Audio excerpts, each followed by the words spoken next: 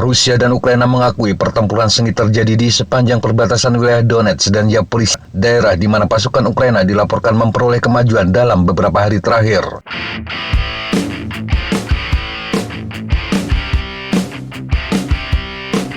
Pertempuran terjadi di selatan kota Velika Novosilka di sepanjang sungai Mokriali. Seorang pejabat Zaporizhzhia yang ditunjuk Rusia, Vladimir Rogov, mengatakan pertempuran terjadi di tondilan Fremivka. Dia mengklaim dataran yang lebih tinggi itu tetap berada di bawah kendali Rusia. Rogov mengakui bahwa pasukan Ukraina mempertahankan posisi mereka di pinggiran utara dan timur desa. Pertempuran juga terjadi di desa Makarivka. Rusia sempat mundur dari wilayah itu sebelum kemudian mencoba merebut kembali. Rogov mengatakan Ukraina telah diusir dengan serangan balik yang cepat dan efektif dari divisi ke-127. Namun sejumlah blogger militer Rusia menyebut hal yang berbeda. Wargonso menyebut Rusia harus kembali mundur untuk menyiapkan serangan selanjutnya. Blogger militer Rusia yang lain, Aurdonets, juga mengatakan pasukan Ukraina berhasil memperdalam dan maju melalui daerah berhutan. Ini mengancam dengan kemajuan lebih lanjut untuk mengepung unit Rusia di dekatnya. Nasionalis dan mantan perwira Rusia Igor Girkin mengatakan jika benar Rusia berhasil merebut kembali wilayah yang hilang, maka ini mengkonfirmasi keberhasilan taktik pertahanan fleksibel Rusia di wilayah tersebut. Dan komando militer Rusia lebih peduli untuk melemahkan pasukan Ukraina daripada mendapatkan kembali wilayah.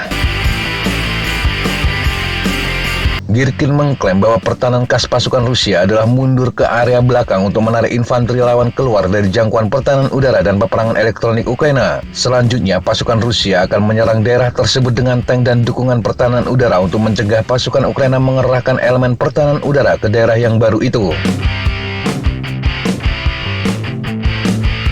Ukraina di bagian lain mengatakan terus membuat kemajuan. Kiev pada Senin 12 Juni 2023 mengatakan telah merebut 7 desa sejak akhir pekan dan membuat keuntungan kecil di daerah kota timur Bahmut. Wakil Menteri Pertahanan Ukraina Hanna Maliar di Telegram mengatakan 7 permukiman dibebaskan baik di Donetsk maupun di Zaporizhzhia. Maliar mengatakan total area seluas 90 km persegi di sepanjang garis depan telah direbut kembali oleh pasukan mereka dalam beberapa hari terakhir. Jika benar, ini menjadi dorongan militer paling cepat Ukraina selama 7 bulan. Kemajuan yang relatif lambat ini menggarisbawahi kesulitan pertempuran di depan untuk unit Ukraina. Mereka harus berjuang meter demi meter untuk mendapatkan kembali kira-kira 1/5 wilayah mereka yang masih diduduki oleh Rusia. Untuk dicatat, berbagai klaim atas perolehan teritorial tidak dapat diverifikasi secara independen dan dapat berubah dengan cepat. Hampir semua analis militer mengatakan masih terlalu dini untuk menarik kesimpulan tentang serangan balasan, dan pertempuran sejauh ini mungkin menunjukkan bahwa Ukraina masih menguji pertahanan Rusia. Bahkan belum ada yang tahu pukulan besar Ukraina akan dijatuhkan di mana, apakah Mariupol, Melitopol, atau Berdyansk. Sejumlah ahli menilai Ukraina sedang mencoba operasi taktis yang sangat sulit, yakni serangan frontal terhadap posisi pertahanan yang telah lama disiapkan. Ini semakin diperumit oleh kurangnya superioritas udara. Keyakinan bahwa Ukraina belum melakukan serangan utama didasari oleh kenyataan belum banyak tank yang terlihat. Jika serangan utama datang, maka akan menampilkan beberapa ratus tank dan kendaraan tempur infanteri. Sementara itu, Amerika Serikat dilaporkan kembali menyediakan bantuan militer hingga 325 juta dolar Amerika untuk Ukraina. Paket tersebut diharapkan mencakup kendaraan lapis baja Stryker dan Bradley untuk menggantikan kendaraan yang rusak dan hancur dalam serangan balik mereka. Dua pejabat pertahanan yang berbicara kepada VOA mengatakan bantuan terbaru juga mencakup amunisi untuk sistem rudal pertahanan udara NASAM dan lebih banyak roket untuk HIMARS.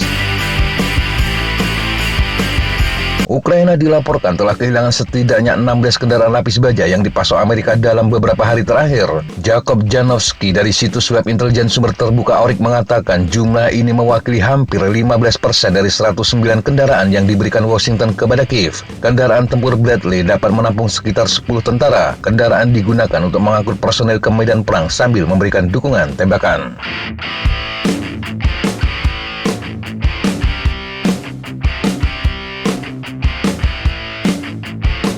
Demikian sahabat Jatapa informasi yang bisa kita sampaikan untuk kesempatan kali ini. Sampai jumpa di kesempatan yang berbeda. Tetap semangat dan jaga kesehatan. Salam Fly Like an Eagle, Fight Like a Falcon.